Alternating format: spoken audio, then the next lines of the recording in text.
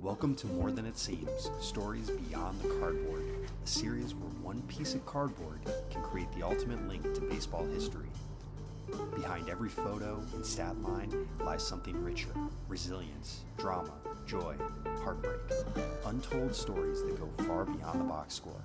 This isn't just about collecting the cards, it's about forming a lasting connection. I'm John, and I'm glad you're here.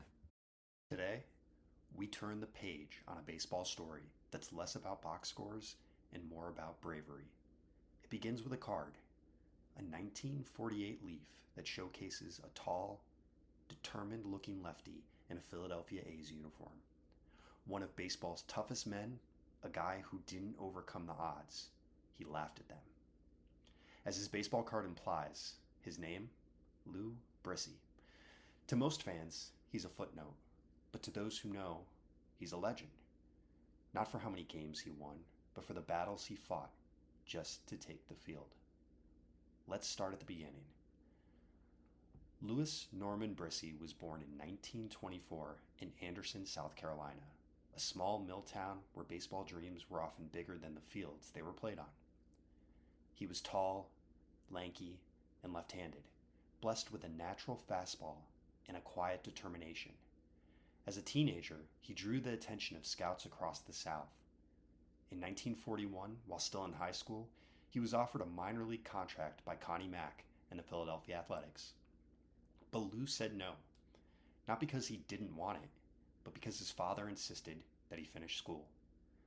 Not to mention, there was a war coming, and he felt pulled by something greater. He promised Mack that once his duty to his country was over, he'd be back. Mack believed him and held a place. Lou enlisted in the Army and joined the 88th Infantry Division, better known as the Blue Devils. He was deployed to Europe, where his life and his leg would change forever. On December 2nd, 1944, while on patrol near Florence, Italy, Lou's unit was hit by a German artillery barrage.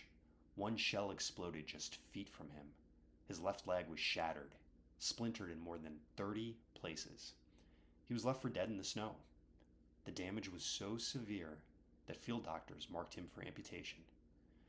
But even as he lay in the snow, bleeding and broken, Lou had one simple request: don't take the leg. I'm going to pitch again. It was a statement that sounded delusional, but the medics honored it. Over the next 2 years, Lou endured more than 24 surgeries, grueling rehab, and unimaginable pain. His leg was rebuilt with screws, pins, and steel plates. At times, just walking was a minor miracle. Yet in 1947, Lou Brissie stood back on the pitcher's mound, braced, scarred, yet defiant. He had made it back. That season, pitching for Savannah in the minors, Brissie quickly reminded the world that he wasn't there for sympathy. He was there to win. The following year, he was called up to the Philadelphia Athletics and made his major league debut. And he didn't just show up. He competed. Despite the pain he pitched through daily, Brissie won 16 games in 1949 and was selected to the American League All-Star team. His story captivated the country. He became a symbol, not of victory, but of perseverance. He pitched in 172 major league games over 7 seasons, recording 44 wins and 436 strikeouts. But Lou Brissie's value could never be measured in stats.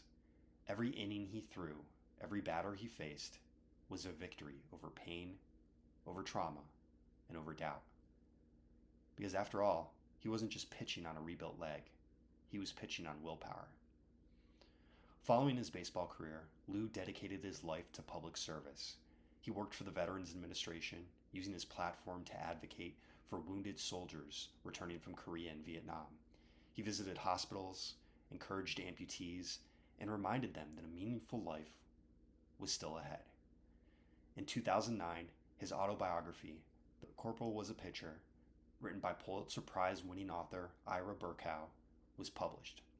In it, Brissie's unimaginable story is shared with a new generation. And though he passed away in 2013 at the age of 89, his legacy endures. Lou Brissie never won a Cy Young Award. He never made it to Cooperstown.